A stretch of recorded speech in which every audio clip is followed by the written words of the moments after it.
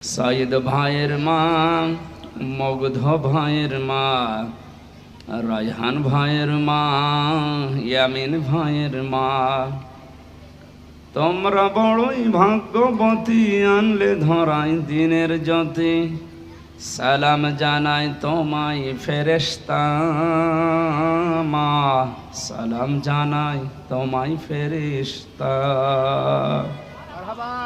আলহামদুলিল্লাহ।